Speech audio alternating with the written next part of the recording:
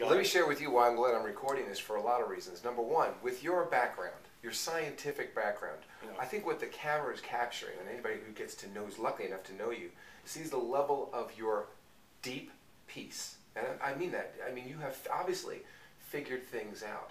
Now, this is from a person who doesn't have the capacity to assimilate knowledge the way you do. I don't have. Well, I really don't. And maybe I might have the potential to.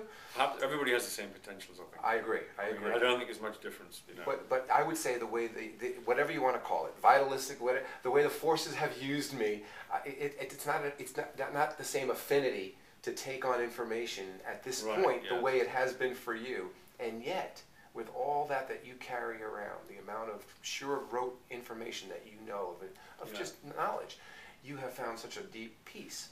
And so you have obviously figured something out. You have synthesized something. There is something that makes sense to you, not just to your intellect, you know, to your cognitive mind, but to your spiritual essence, to your being.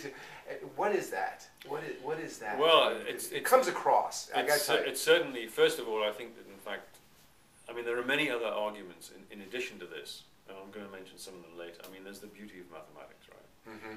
Natural law is written, and this is very mysterious, it's written in a mathematical form, right? Now, mathematics, the great question about mathematics is mathematics a human invention, or is it present in nature itself, right?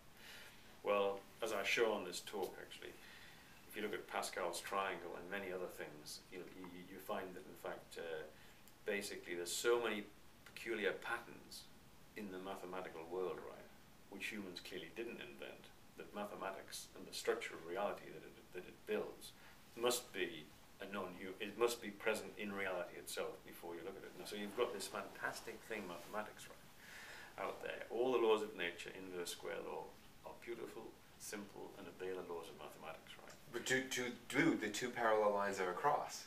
Well, I think they do, because in fact they cross certainly in human cognition and our sense of beauty.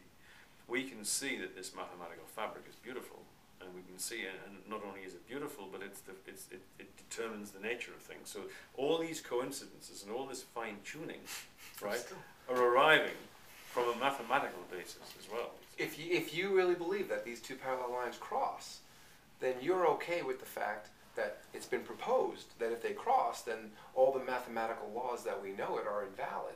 Or do you disagree with that conclusion? All the mathematical laws we know are invalid.